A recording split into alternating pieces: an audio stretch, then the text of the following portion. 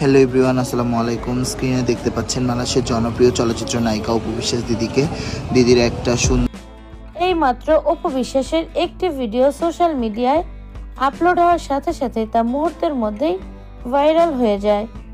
ভিডিওটিতে দেখা যাচ্ছে মেকআপ করছে চিত্রনায়িকা অপু বিশ্বাস।